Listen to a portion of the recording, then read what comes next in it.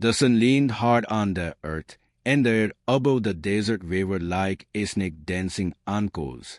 The land stretched out in all directions, bitter with thirst, cracked open like an old man's lips. It was the kind of heat that peeled pint of bayards, the kind that silenced even the buzzards. And in the middle of it stood Eli Makre, shovel in hand, burying another calf. He moved like a man who carried his ears in his bones instead of his back. His face was worn raw by sun and wind, beard coarse and grey, eyes the color of smoke after fire. The calf hadn't stood a chance, born into a world that had nothing left to give. The drought had drained the river and soured the grass. Eli said nothing. He never did. Not anymore. His ranch, if you could call it that, sat limp and in the heat. Fence lines broken in places, windmill groaning with every slow turn. A single rocking chair creaked on the porch like it missed someone. Inside, a Bible rested open on a table stained with coffee rings and old sorrow. A silver locket lay beside it. Inside, the portrait of a woman with a shy smile and a little boy with fire in his eyes. Both long buried. Eli poured a sip of water from the canteen over the calf's grave. "Ain't your fault, little fella," he muttered. "This land just forgot how to be kind." He turned toward the hills, scanning the horizon the way an old soldier does, not for beauty, but for threats. That's when he heard it. Not much. Just a rustle, a whisper of something out of place. He froze. Out here, you learn quick, things that don't belong usually bring trouble. Hand on his rifle, he followed the sound past the corral and toward the dry creek bed. His boots kicked at dust with each careful step. Then he saw her, behind a clump of sagebrush. A girl. Apache. Young. Maybe 15. Her leg was twisted and in her blood soaked through the leather lacing her thigh. Her eyes were wide, from heat and pain. For a long moment, Eli didn't move. He hadn't seen an Apache up close since that day years ago, when they came down from the ridgeline like ghosts and left behind ash and screams. His son, Jesse, had tried to run. His wife, Mary, had tried to hide. Neither made it. Eli had been in town buying medicine. Now here one was, barely alive, right at his feet.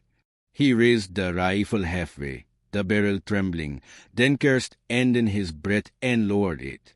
She wasn't armed. Wasn't conscious enough to be. Just a broken child in the dirt. He knelt beside her and opened his canteen. "Drink," he said, holding it to her cracked lips. She coughed, swallowed once, then passed out again. Eli looked around, scanning for signs of more. A trap? Maybe. But he saw no tracks. No hoof prints. Whoever left her here did it fast and without care. He hoisted her into his arms, careful not to jostle the wound. She was light, too light. Hunger clung to her just as thick as the sweat on her brow. He carried her back to the barn and laid her on a blanket of hay in the corner, dark and cool. He didn't tug as he cleaned the wound, just worked with slow, precise hands. Threaded a needle, closed her skin with quiet urgency. The kind of care a man gives when he's done burying the things he loves. Night fell slow and orange. Coyotes cried somewhere far off. Eli sat by the open barn door, staring out at nothing, rifle across his knees. The girl slept, her breathing shallow but steady. His fire crackled low beside him. He didn't know why he did it. Why he saved her. Maybe it was the way her hand had clutched the dirt, refusing to let go. Maybe it was the heat, turning his thoughts soft. Maybe it was Jesse's face he saw when he looked at her. But mercy was dangerous out here. Mercy got you killed. He pulled the locket from his pocket and opened it. Jesse had the same high cheeks, the same quiet defiance in his eyes. He closed it quickly and rubbed his face like he could erase what he felt. Tendon rumbled low on the horizon, not a storm, but distant drums. The kind you felt more than heard. He looked toward the ridge, toward the black shapes moving along the skyline. Riders, at least half a dozen. Silent, watching. He knew what came next. He took a deep breath, let it out slow. Ain't no good deed going unpunished in this land, he muttered to the dark. And the dark didn't disagree. Morning cracked open with a red sun spilling over the horizon like blood. The ranch felt different, quieter, as if the array itself held its breath. Eli rose from the barn floor, jaunt stiff, and turned to check on the girl. She was gone. Head disturbed, canteen empty, her blanket folded. The door had been unlatched. He stood in the silence, fingers tightening around the rifle, pulse quickening, not from fear, but instinct. He stepped outside, scanning the dirt for tracks. There, light impressions of bare feet leading toward the creek, then veering off behind the corral. Near the old cottonwood, something new caught his eye. Symbols etched into the bark, Apache markings. Fresh. She hadn't run. She had sent word. Eli's jaw clenched. He looked toward the hills, the line of rocks beyond the pasture. No movement. Yet he felt dumb, watching, waiting. The girl had spoken without words, a silent warning. She owed him a debt, but her people didn't know him. And mercy wasn't trusted on either side of the Jordan. He spent the day fixing a broken post, though his eyes kept drifting to the ridgeline. Every creak of the windmill, every crow overhead, every shift in shadow tightened his grip. By a memory rose, and invited and sharp. Jessie's laugh echoing down the hallway. Mary humming by the stove, wiping her hands on her apron. He could still feel the warmth of their presence on that final morning. The way Jesse had waved from the porch, slingshot hanging from his back. Eli had kissed Mary's temple, whispered he'd be back by noon. He wasn't. By the time the dust settled that day, all that remained was smoke and bones. They didn't just take his family, they took his voice, his jaw, his reason to greet the dawn. For years, he told himself it was fate. But seeing that girl's pain, touching the raw edge of it, he knew his grief had turned to stone, and he had built his whole world around it. As dusk fell, something shifted in the air. Not just wind. Presence. He turned slowly. Figures lined the hills, black against the crimson sky. Still as statues, eyes reflecting firelight. Riders, 7, maybe 8. Then more, silent on foot, spears glinting, bows low. They didn't charge, didn't shout, just stood. From among them, Van stepped forward. An olden man, shoulders wrapped in worn deerskin, silver hair braided down his back. Beside him, a younger warrior, tall, sinewy, eyes sharp as obsidian. A long scar traced from his cheek to his collarbone, old but angry. Eli lowered his rifle, but didn't drop it. The olden man spoke, slow and measured. "You have taken one of ours." Eli stood straighter. "She was wounded. I gave her water." A murmur passed through the group. The scarred warrior stepped forward, fists tight. "She is called," the Elden said. "She is the daughter of a chief. Her blood is sacred." Eli nodded toward the barn. "She left at first light. Left this behind." He tossed the folded blanket gently on the dirt between them. She wasn't a prisoner. Silence. The scarred warrior stepped closer, now just yards away. Eyes locked on Eli's. In those eyes, Eli saw every wound this land had inflicted, massacres, betrayal, hunger, sorrow. It was the same weight he carried, just shaped by a different language. Then a voice rose from behind the barn. "I am here." The girl emerged slowly, her step limping but proud. Dressed in Eli's old coat, sleeves rolled. She didn't look at her people, she looked at him. He didn't hit me. He sewed my wound. He gave me water. For a long beat, no one moved. Then the elder placed his hand on the younger man's shoulder. "There is honor in truth." With that, the group turned. Like smoke, they disappeared into the rising dusk, their departure as silent as their arrival. But one remained, the scarred warrior.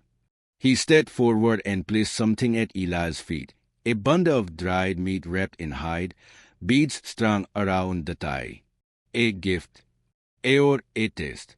Without a word, he walked to the porch and sat down, arms crossed over his chest. Eli looked at the bundle, then back at the man. "You stay in?" he asked.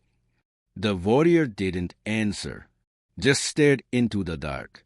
That night, Eli couldn't sleep, not because of fear, but because the silence felt fuller now. The weight had shifted. There were two men on that ranch now, each haunted by fire, each suspicious of the other, yet tied together by the blood of a girl and the ache of something lost. He lay in bed, staring at the roof, feeling a tension that had nothing to do with enemies. It was the beginning of something he didn't yet understand.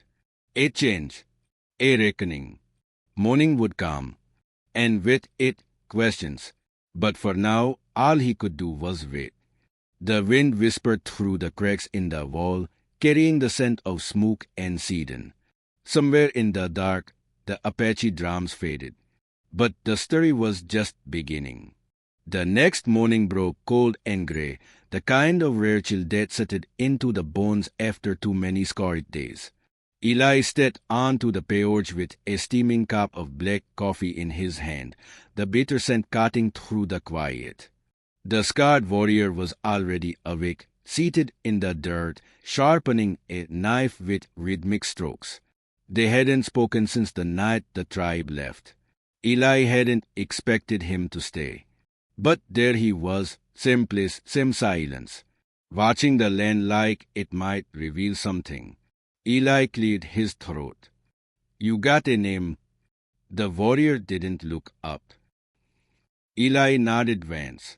"I'm Eli. Suppose you figured that." No reply, just the steady of blade on stone. Over the next few days, they fell into an uneasy rhythm. Didn't speak unless he had to. He rose with the sun, worked without being asked, mended the fence line, even calmed Eli's skittish mare. The man moved like a shadow, silent and certain, every action deliberate, controlled. Eli watched him warily, unsure what that was being repeated, or if this was repayment at all. But when evening, as twilight spread gold over the pastures, Eli found standing near the edge of the barn, looking west. Not watching, remembering. "They burned our winter stores," said, was flat. "Soldiers came at night," said, "we were hiding ravens. Shot my brother while he slept." Eli swallowed hard, unsure whether to offer sympathy or silence. He chose the latter, tipping his hat and walking away.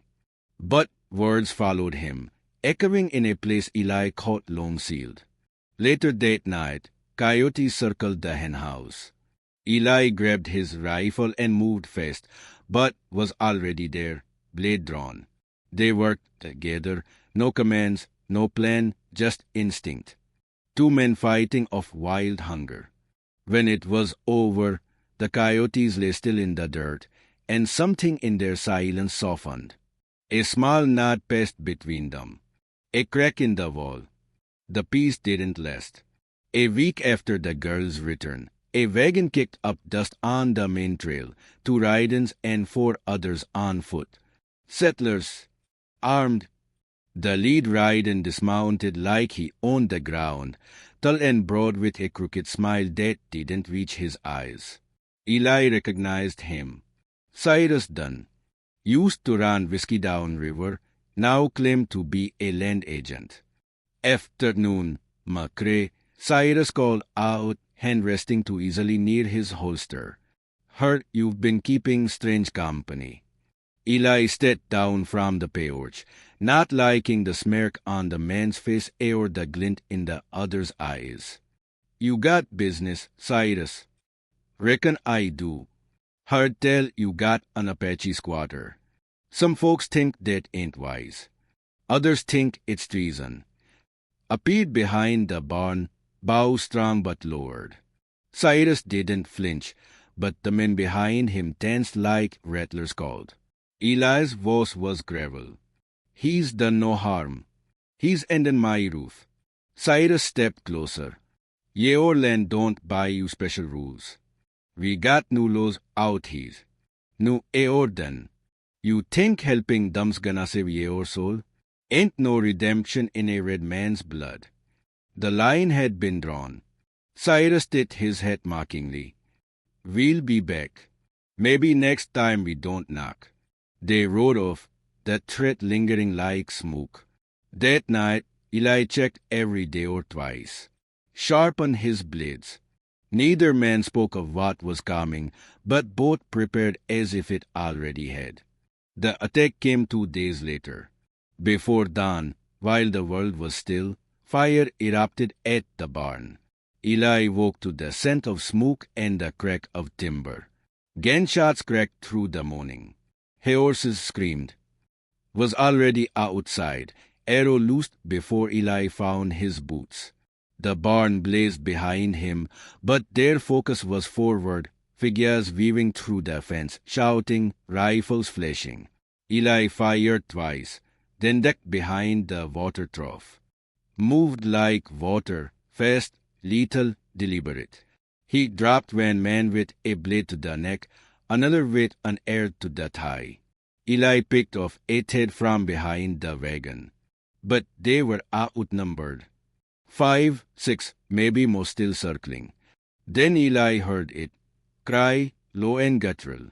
He turned in time to see him stumble, blood blooming from his side. Cyrus stood over him, revolver raised. Eli ran. He tackled Cyrus hard, both men crashing into the dirt.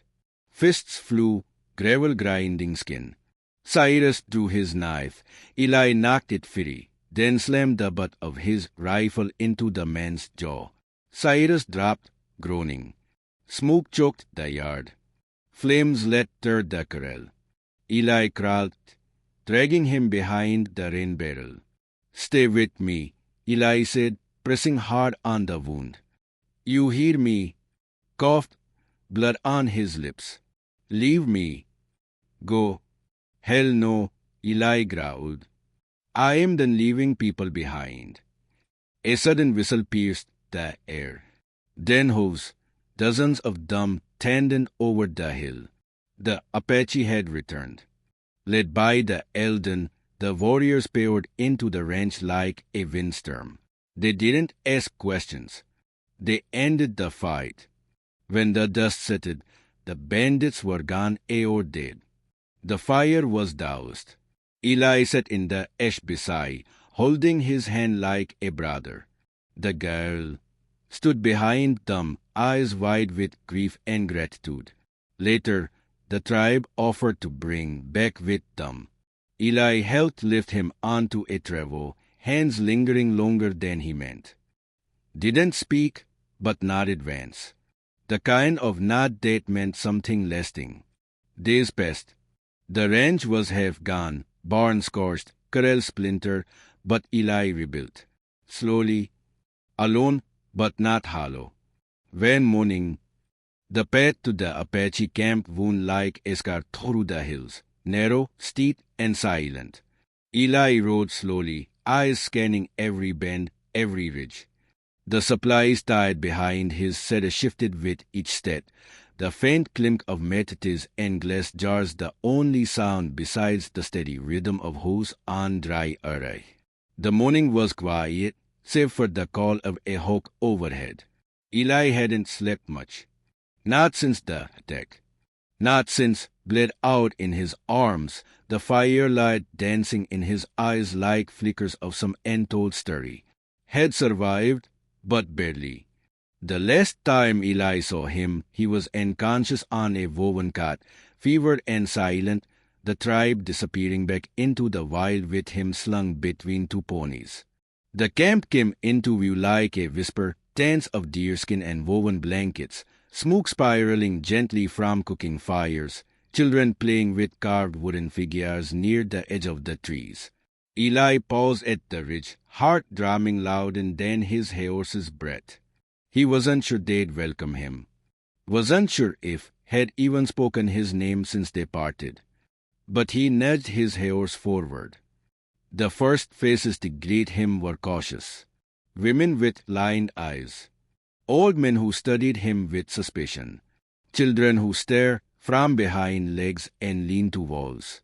Yet no one raised a weapon. No one shouted. They let him pace, let him ride deeper into the circle of life he had once seen only as foreign, dangerous, untouchable. The Eldon stepped forward, his expression unreadable. Beside him stood, her limp now nearly gone, her eyes steady and calm. You returned, the Eldon said. Eli dismounted slowly, hands raised from the reins. Brought supplies. Flour, sugar, salve. Some bullets too. Thought maybe you could use 'em. The Eldon studied him for a long moment, then gave a small nod. We have need. But that's not why you came. Eli met his gaze. No, I came to see him. The Eldon motioned to a tent near the far end of the camp. Eli walked there, his boots crunching softly over the pine needles and dust. The flat was, the inside dim. Set upright on a bed of furs, his chest wrapped in clean linen, eyes alert but tired. He looked thinner, but not broken. When Eli entered, didn't speak, just nodded. Eli sat down on a stool nearby, unsure where to begin. The silence stretched between them like an old scar. Eventually, he cleared his throat. Didn't reckon I'd get this much if you made it. Gave a ghost of a smile. Didn't reckon I'd make it. They sat like that for a while, the only sound the soft rustle of wind through the canvas. Eli set a small pouch on the ground beside the bed. Got something for you. Belonged to my beau. Jesse wasn't much older than when he passed. Made it himself. He opened the pouch, revealing a small wooden carving, a coyote, rough but earnest. You remind me of him. Not just because you're stubborn. Took the carving, fingers tracing the edges. He didn't speak, but the set of his jaw softened. You saved me, Eli said quietly. Back at the ranch. Could have run. Could have left me. But you stayed. You gave water, replied. To her. That changes things. Eli nodded. Suppose we both done things we regret. But I figure maybe we're more alike than not. Both lost too much. Both got reasons to hate. But maybe we just tired of the hating. The tent flap opened. Stepped inside, carrying a bowl of broth. She set it beside and looked at Eli. You're different now. He met her gaze. Maybe I'm just remembering who I was before the world turned cold. She offered a quiet smile, then left them. Outside, the tribe prepared for the evening. Fires were lit. Stories told in low voices around flickering flame. Drums began to echo softly in the background, not as a warning, but a pulse, a heartbeat of something ancient and enduring. Eli stayed through the night, slept on a mat and in the stars. When morning came, he helped stack firewood, passed out what remained of the supplies, even repaired a broken cart axle with borrowed tools. He didn't ask for thanks. He didn't expect forgiveness. But something had shifted. The glances grew warmer. A child handed him a feather without a word. The Eldon placed a hand on his shoulder before he left.